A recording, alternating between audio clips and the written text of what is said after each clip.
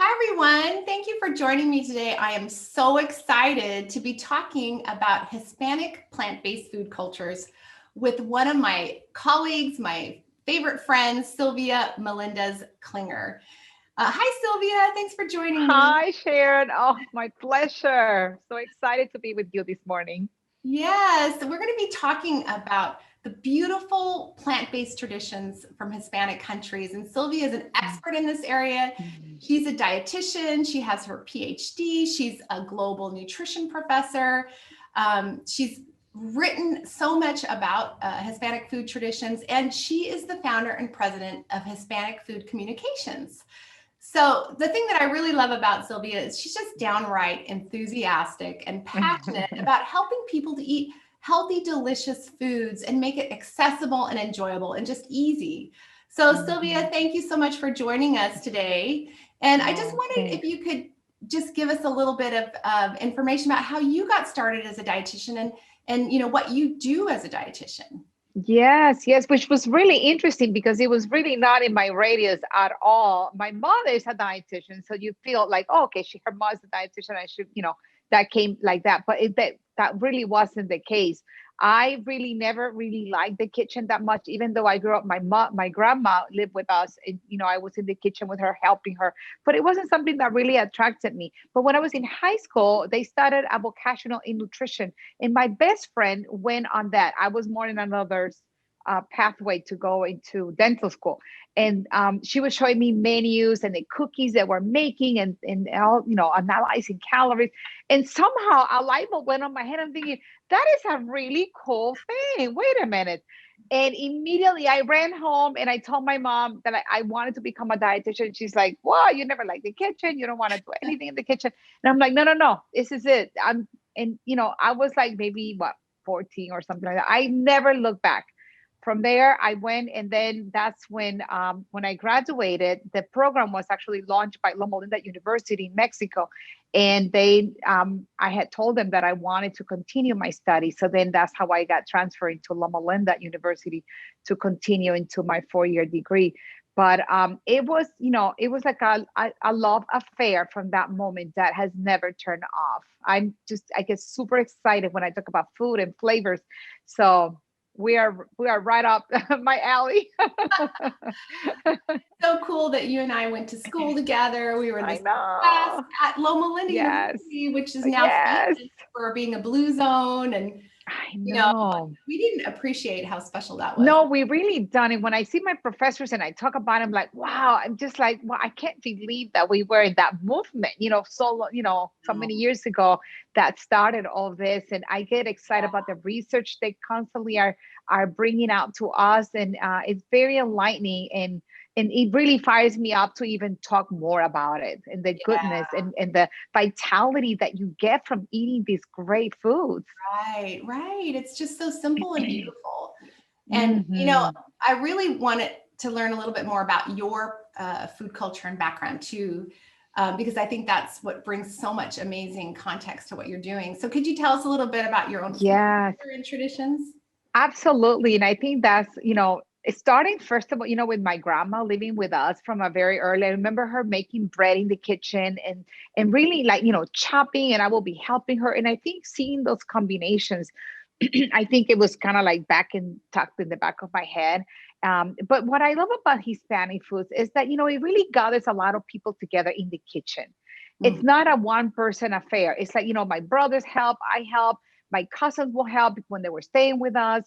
My father, everybody had a job in the kitchen because, when you're feeding so many people and everything, it has to be chopped just right and combine, the spices put together. So it's, I don't want to say it's too much cumbersome, but it is more fun, I think, when you give jobs to other people to help you in the kitchen.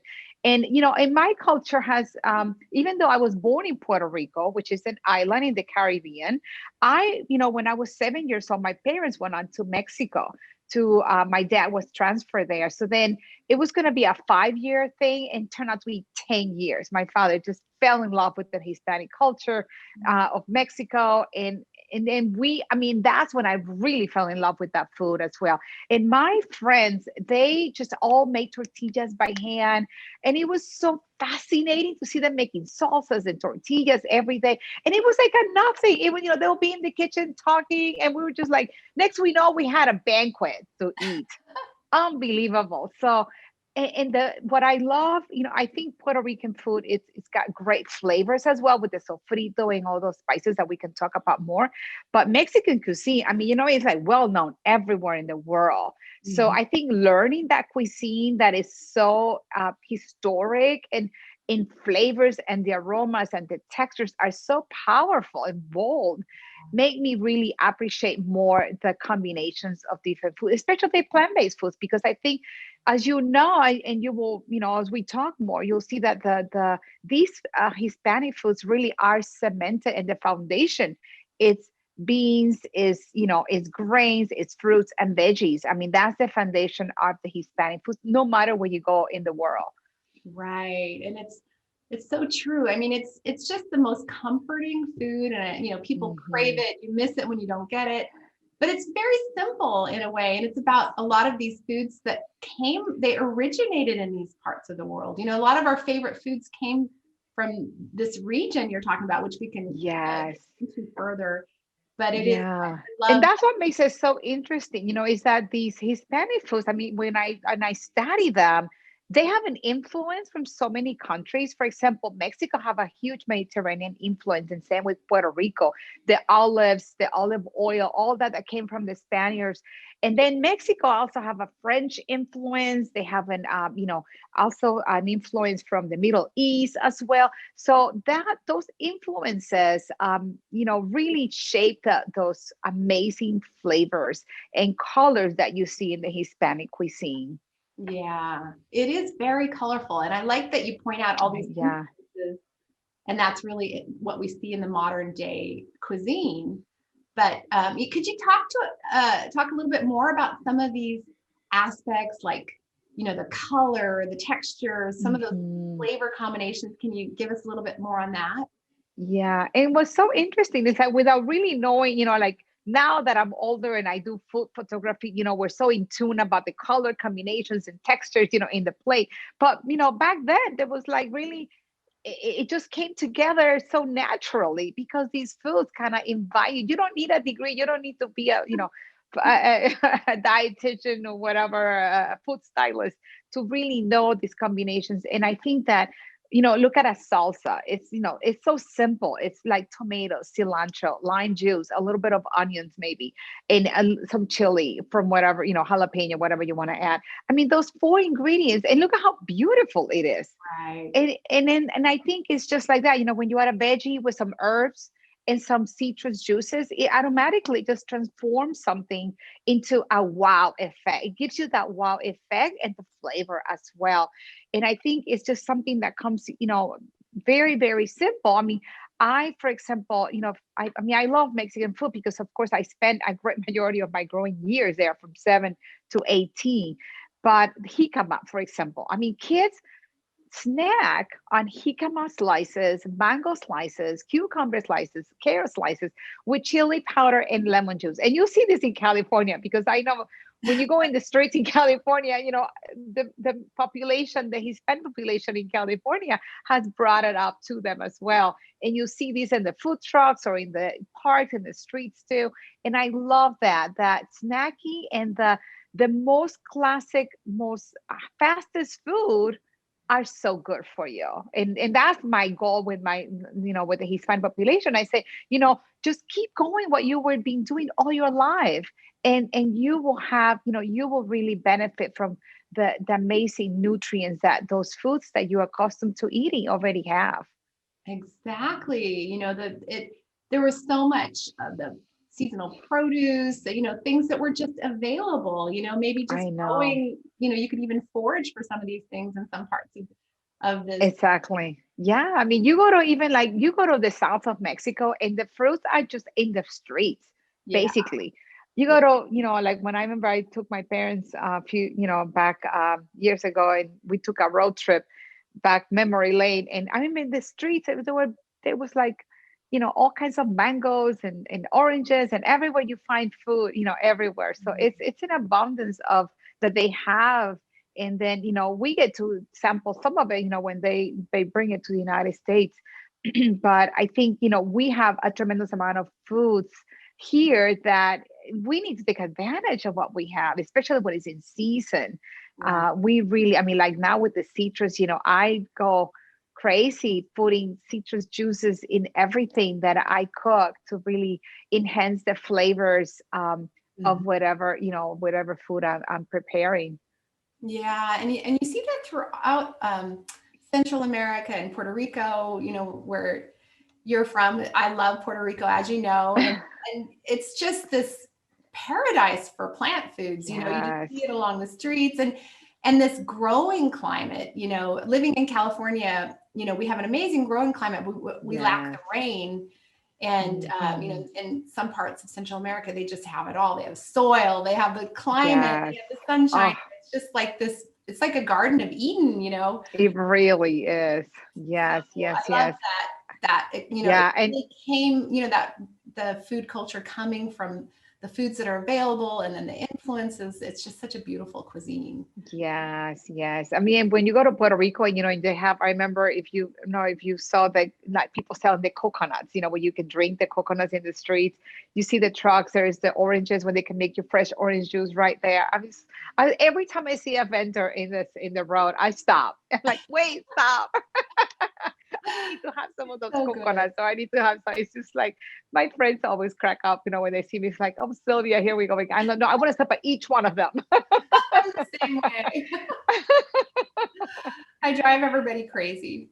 I know, That's what we I do, know. right? We're passionate about healthy, delicious food. Yes, yes. And I think, I not only tell, the Hispanic population to eat more of the foods that they grew up with, but I also tell the main population here that to infuse some of those flavors into the cuisine, because it's gonna make their food so much taste so much better, look better, and the texture is gonna be amazing. And then, if you know how to season it, also, which is it's a little bit of tricky sometimes, but I think just a couple of spices can really also bring that dish to a whole nother level. Yeah, that's actually what I wanted to ask you next, is if you could give us some examples now of some of these plant-based dishes that are, part of Yes. Hispanic food traditions, to help inspire our cooking, and also to inspire the people that are interested in more plant-based eating. Yeah. A very interesting point is that, when people don't have a lot of money, they gravitate more to the plant-based, just first of all, because we grow them in our houses. It's an abundance in some of our countries, and it's a lot cheaper. And, when you buy a big thing of bananas, it's a lot cheaper than, buying a piece of steak. Mhm. So meat actually in the prior, and our generations was very, very limited because of the price. So we really, and we were living out of fruits, and vegetables, and then how to spice them really well. So I think now, as people get more money, they think that, oh, now I gotta buy more meat. And I said, that's not the case. When you look at the plate, fruits and vegetables is half of your plate, and then in the protein, and so that's called, it's only a quarter, whatever is coming from. But I think, sometimes people get scared because they think when they think of plant-based, they only think of salads. Yes. And that's really like a thing of what, maybe the 50s, maybe the 60s, way back then. Now we're talking about, these like a bowl, filled with grains and filled with fruits and veggies and all kinds of, great stuff, combinations. But the spices, I think, is really, really a key, and how you season this, especially vegetables. When a lot of people don't like vegetables, and I was one of those people. Um, I was one of those people that didn't like vegetables when I was growing up because they were always steamed, and that was it. There was nothing else to add to it. But now in the Hispanic cuisine, you have, for example, Puerto Ricans, we have sofrito. And that is a simple, I have it in my freezer. I make it and I put it in little ice cubes in my freezer. So it's basically onions, garlic, cilantro, bell pepper, green bell pepper. And if you're from Cuba, you add some tomato to it, maybe a little bit of orange juice to that as well. So different combinations of sofrito, but that's basically the main ingredient. And that you add it to anything. You add it to the beans, you add it to the rice that you're making. And I mean, and the rice, when you have, if you have the rice and gandules in Puerto Rico, um, it is, it's seasoned with sofrito, and that's what makes it a really, really good flavor. So you make the rice, but you actually saute it in this sauce, sofrito sauce, with a little bit of olive oil, and then you add the beans to it. Keep cook it up together, and then you add the water to that. So it's a very flavorful dish. So that's sofrito. Another thing that I use, that we use in, let's talk about Puerto Rican cuisine, is adobo, which is basically, I think I made it the other day. I mean, you Google it, you can find an adobo spice blend that you can make at home. It's like 3 or 4 spices. It's cumin, it's a little pepper, a little bit of salt, maybe a little bit of garlic powder. And I mean, really, I think that's it for the adobo. Yeah, that adds a lot of great flavor. It's used a lot for meat. Also, people season the meat with that. So I season, like, if I have tempeh, or if I have any like texturized vegetable protein, I season that with those spices. Or my vegetables. I love seasoning vegetables too with the sofrito or the adobo seasonings as well. I mean, when you go to the Mexican cuisine, then we have like an abundance of seasonings. I mean, we're starting with a lot of cilantro and a lot of different chilies. In adobe as well, like the chipotle, which is so smoky and powerful. But you also have all kinds of herbs too, that I use. Like, we have I mean, what is some? I mean, there's some that sometimes, a little bit harder to find them here, like this. I forget the name now, but it's a little bit elongated leaf. But they have a lot of leaf herbal things that you Mhm. can season with, and they're more typical of the cuisine. Maybe we might not be as familiar with, but cilantro, parsley, and onions, garlic. I mean, those are my foundation to season things. When I need a little more flavor, I add more garlic, or my olive oil. Really, and I have to hide it from my mother, the olive oil. I think she drinks it. It's salads. It's really, that's our dressing.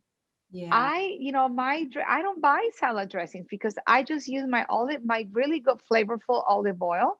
Maybe Mhm. add a little bit of lime or lemon juice to it. Tiny bit of salt if needed. Hardly ever. But you can put a little garlic even, and then forget the salt ever. And that is the most amazing, amazing dressing ever.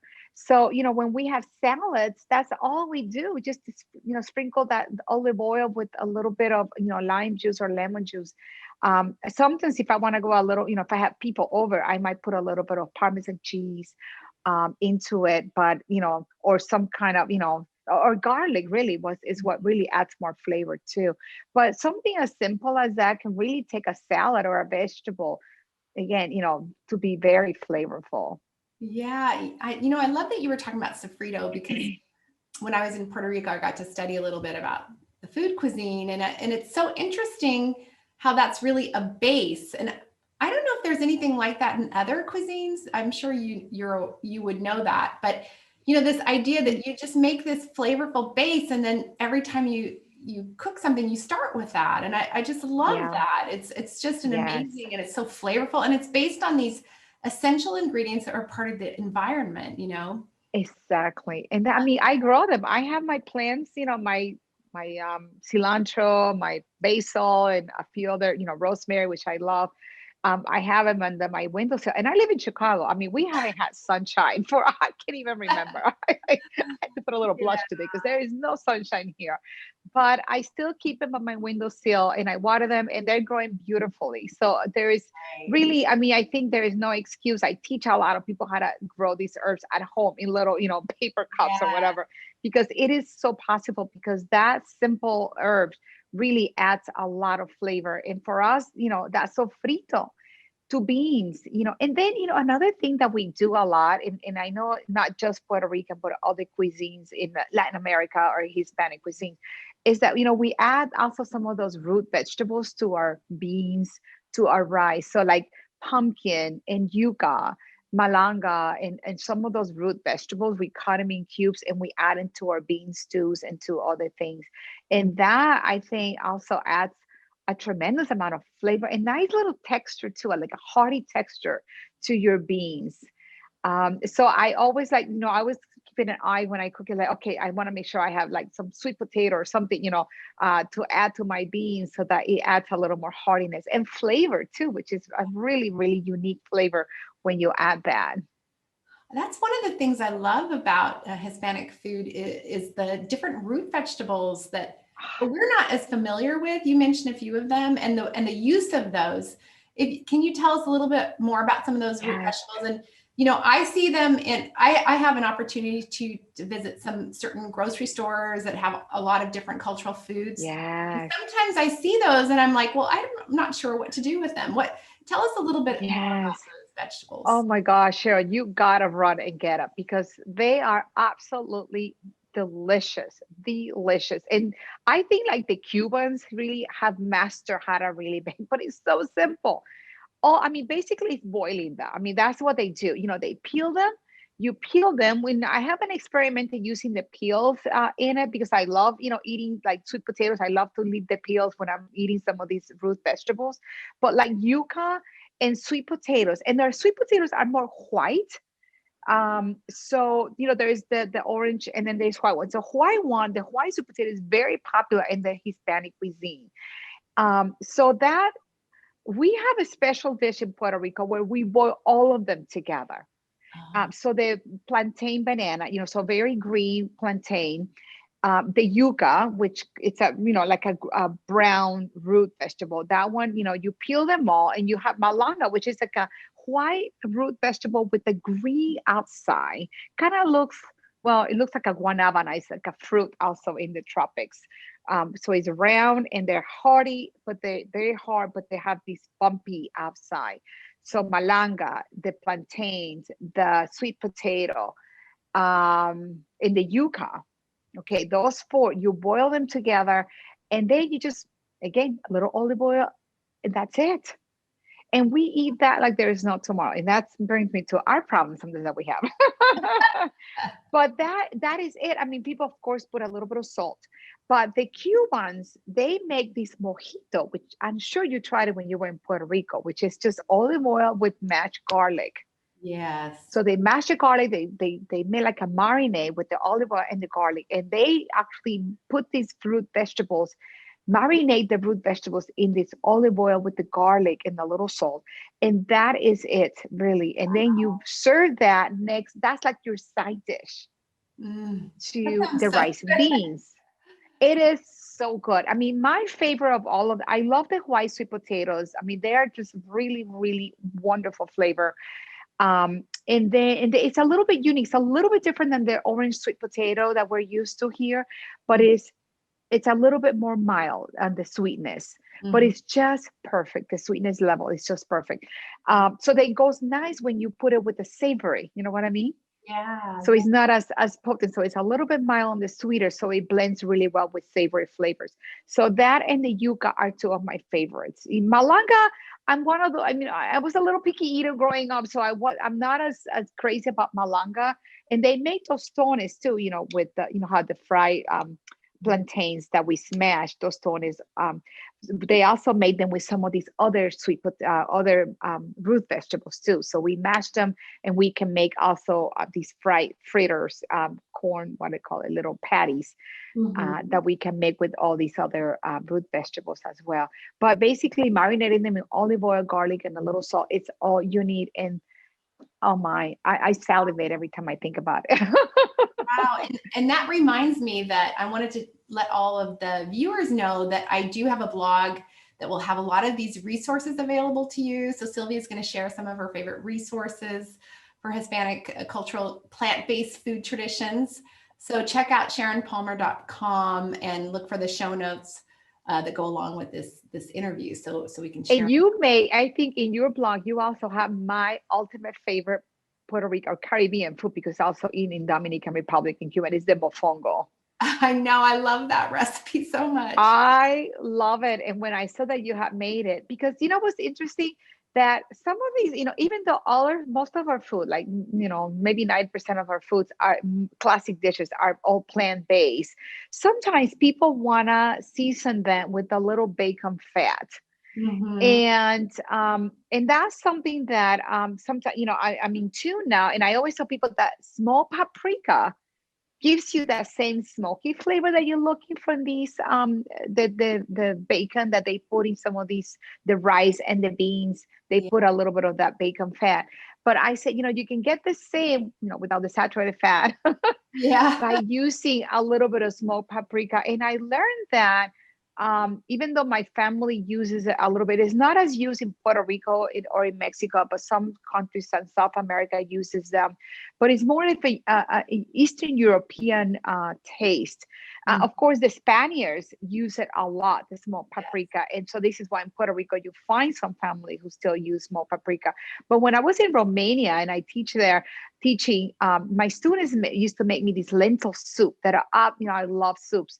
And when I first tried, I thought, oh, for sure this has to have bacon fat because they love using the animal fat for their seasoning.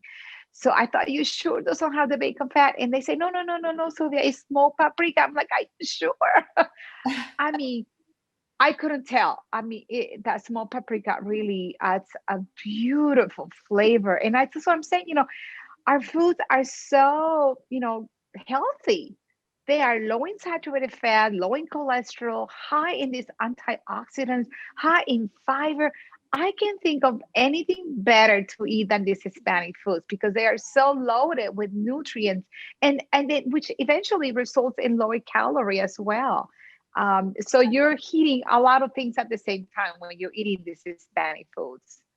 That's so true. And I'm sure you've read the research on, where they've compared traditional populations in Mexico where they're still eating their traditional diet, like in the Copper Canyon area. They've done research and showed that they have really low levels of obesity and chronic disease, type 2 diabetes.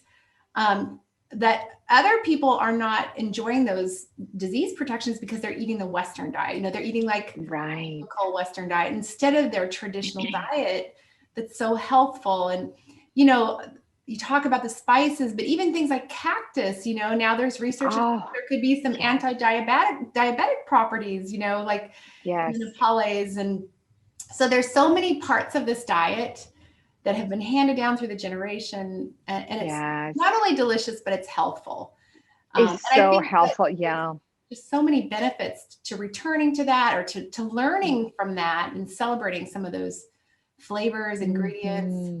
Um, Yes. I mean, they're nopales. That was something that I had to accustom my taste when I moved to Mexico because I've never heard of nopales before.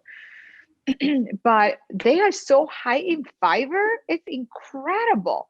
yeah, And Mexicans love nopales. And they make them, they eat them. You can serve them at every single meal and they will just go crazy for it. It's like even giving them pizza, really. I know. it's, I it's have the not pizza for the mastered that. Mexicans. I have it Yeah. growing wild in my neighborhood. I tried to Really? harvest it, and I just got so many thorn stickers. So I'm not an It's hard. I know when I go to the store, I always tell them to clean them for me, take the twigs out and cut them in little, in little, dice them for me. In the stores here, they have them like that. They already clean them up for you and they yeah. dice them and they sell them in bags I've in seen our them. grocery store, which is amazing. But the taste is an acquired taste Yeah. because it's a little bit better and it's not very flavorful like some of the other vegetables as well, but it's hard. It's like a green bean, but thicker and and more a little bit more bitter. But Mexicans like it with scramble. They do it with they scramble them with other things. Whether it be they use them with eggs in the morning. The chilaquiles, for example. When you make the tortillas and you crisp them up and then you add this red sauce. They cook the nopales in the red sauce, the little diced tamales, not nopales. They throw them in the sauce and then they throw in the chips, and then they make these chilaquiles with the nopales. So they kind of add them to stews and things. It's an easy thing to add because they love that flavor. It's like us adding, Puerto Ricans adding the sweet potatoes and the root vegetables to everything, Yeah. rice and beans and all kinds of stews. They add the nopales to a lot of the classic dishes that you normally wouldn't think, like enchiladas. They will put them inside the enchiladas and making like, instead of like when they call a vegetable enchilada, they use the nopales, with a lot of sauce to feel things, to feel the chiles, peppers, to feel the enchiladas, or the I see them too in quesadillas as well. So they use those nopales, not by itself, hardly ever. It's more really with the tomato sauce base and maybe with other veggies and other grains mixed within. That Mhm. sounds amazing. Ask you a little bit, because a lot of times people perceive Mexican food in the United States to be less healthy, and there's kind of like Americanized versions of Hispanic foods, that have kind of infiltrated in the United States. And how do you put that into perspective about how we perceive Hispanic foods, and how to kind of return to these healthy, more original roots of the tradition that you've been talking about? Yes, that's a great question because that's something that we struggle a lot sometimes. Because I think, in the past, we used to make these foods pretty much, steam them or put them in a stew because, there weren't a lot of equipment available. But now it's about a lot of the deep frying, especially when we move here. We want to deep fry the tortillas. We want to add a lot of oils to the more than it needs it to the dishes. Think about an enchilada, they usually deep fry. When you make tamales, they fry the meat before it goes into the tamales. And I sometimes let them think, do we really need to do that step? So I always say, do we really need, why don't you just boil it? Or when you make beans, instead of frying them, I said, why don't we use salsa to season it? So that's what I do. And it is like, last night I made these sopes and I made my beans. And, to mash them, I put salsa. I had some salsa and then I threw them into the beans and I mashed them and they were so delicious. So I didn't have to refry them with the oil. Yeah. Same with people when they make, the fillings, too. You don't have to fry the vegetables. You don't have to fry the tortilla. You don't have to fry the meat and stuff that goes inside. Like the chiles rellenos, they dip them into these batters that, you deep fry them. And I said, well, why don't we try different techniques to do that? But I say, at the end of the day, if there's something like a churro, for example, I have not mastered how to make that, in the oven, or maybe I should try the air fryer with the air churros and see how that works. Because I've tried some of the empanadas and other things that I normally deep fry. I have tried them in the air fry, and we are completely blown away at the sameness of texture that you get from an empanada that has been air fried versus fry. Unbelievable. Unbelievable. I have to send you a picture so you can put it in the blog. It is amazing. And I feel it with veggies. I made mine with tomatoes. I put basil in it. I made like a bruschetta, type. And I filled my empanadas with that. And it was absolutely delicious. In Puerto Rico too, we have these corn fritters too that we love, and we deep fry them. I made them in the air fryer, same thing. The texture, my mom is like, we will never fry again. I'm like, okay. Yeah. Mark those forks. But if there is something that you want to have fried, I say have it in a small portion. It's what I tell my clients and my patients. I say just have it in a small portion. Like the fried plantains. I've had them in the air fryer as well, in the oven with a little bit, with the grill in them. You get the same texture that if you were deep frying. So there's really no need to put all that oil into that. That's a great suggestion. So, it just goes back to the idea that the traditions of those foods are so helpful, and it's, how we've been preparing them and how that could kind of go back to those original roots of more simple preparation. And more simple preparation. Yeah, That's the thing. Simple cooking, few ingredients, simple preparation. And, and then that's really the key to staying healthy. I can, I look at my mother and I see her, eating beets and all these things. And I'm thinking like, she's 87 and just thriving. And I'm like, Oh my, He I want looks to feel like great. energized.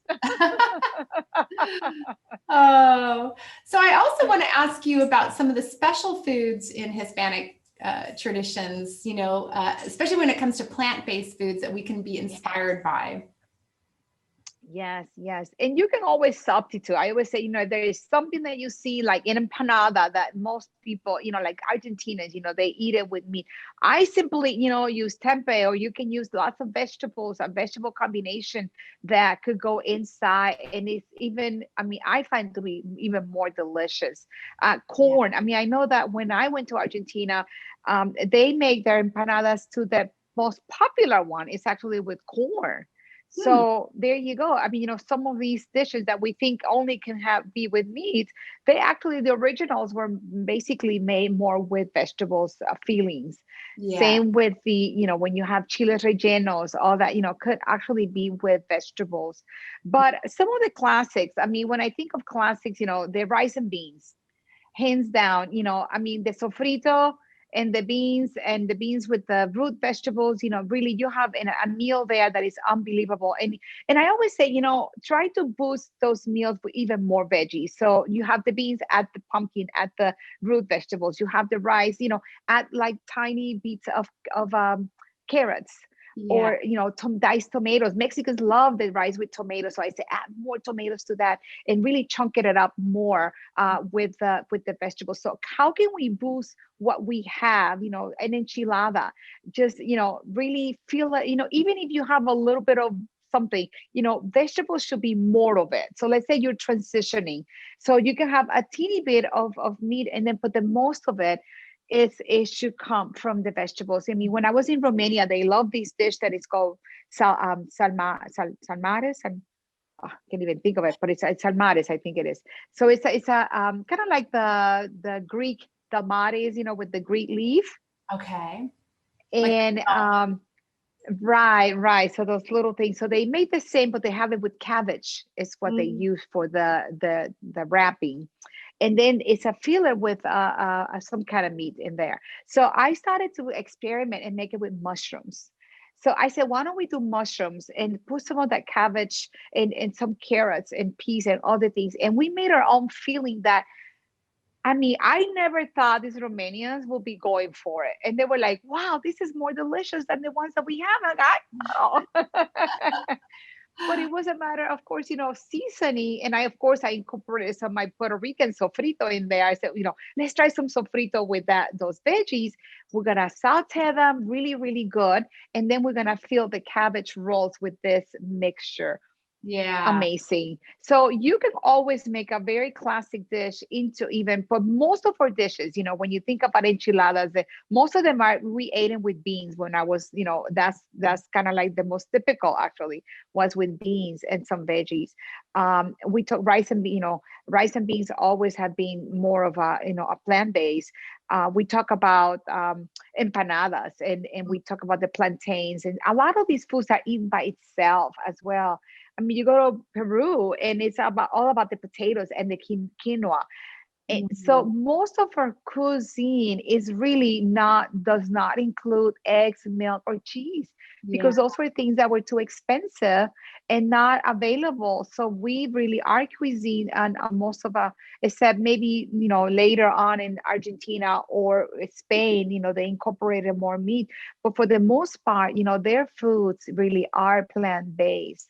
Yeah. It's that, and no matter what country you go in the Hispanic world, it's all about the rice and the beans. Yes. It's all about that. And, you go to Guatemala and even they have different vegetables some of the sauces, and you were mentioning that, like we have the sofrito, Mexicans have the salsa, Central American, they have a sauce as well, that they make with locust. I think is this leaf that they make that sauce too. So Mm. they all have their little sauces as well, but but it's based a lot of corn, a lot of potatoes, the rice and the beans. So grains, legumes, fruits and vegetables, and some of those spices that we mix, like a little bit of cumin, a little bit of pepper and salt and garlic. It's really the essence of our cuisine.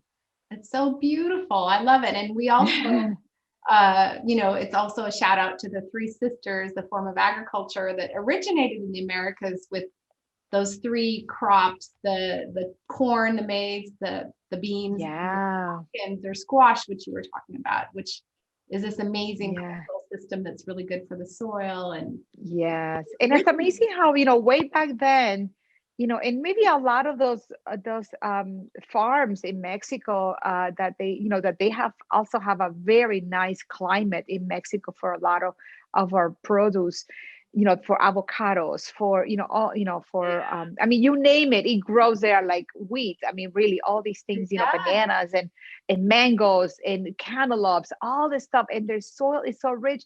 And I think a lot of it is because these farmers really worked with their hands, and they will throw away. I mean, there was no money for anything, so they just use whatever scraps they have in hand to enrich their soil.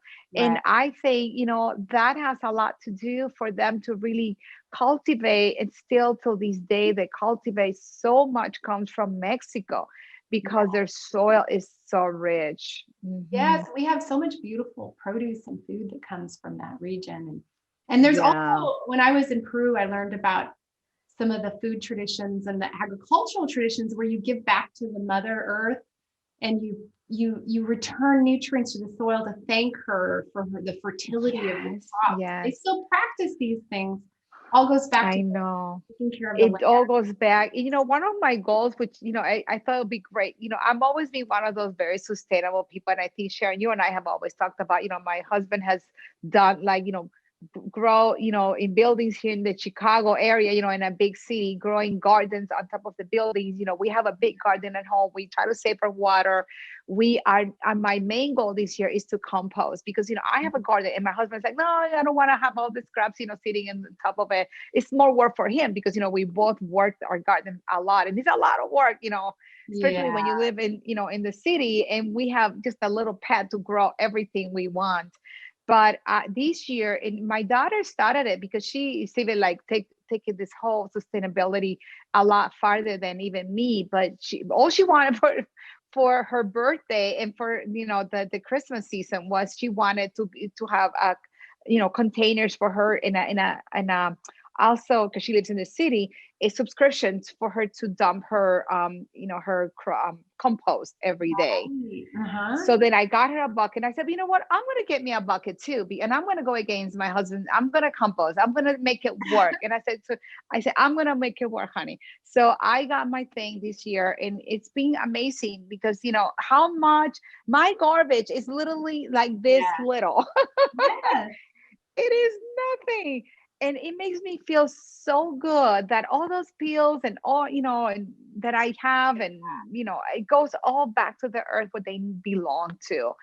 And in the city now, we have this movement where we have these containers in every corner almost. So Catherine, my daughter, has now insinuated other people to do the same, and to everybody to have a container in their street, so they can then use it, put it back into the earth. And even she started a garden with her. She says third grade teacher, and she started a garden with her students this last year. And it's been amazing to have the kids bring home some of these things that they're growing, and some of the herbs and things that they're growing in their classroom in the middle of the city. It's possible to do it takes a little bit of effort, but the flavors that you have from growing. I mean, I see your oranges and I just want to run over and sit under the tree, those orchards, and eat them. Yeah, it's amazing. I love that about composting. I'm a huge compost fan, and I have, if you need more information on composting, everyone, I've got a free home gardening toolkit that has a whole guide just on composting. But I love that's it. just one simple little thing we could all do to save our kitchen scraps. And just right now I just have a big compost pile in my garden, because we have a little bit of area here, and then I add my kitchen peels with my all my yard waste.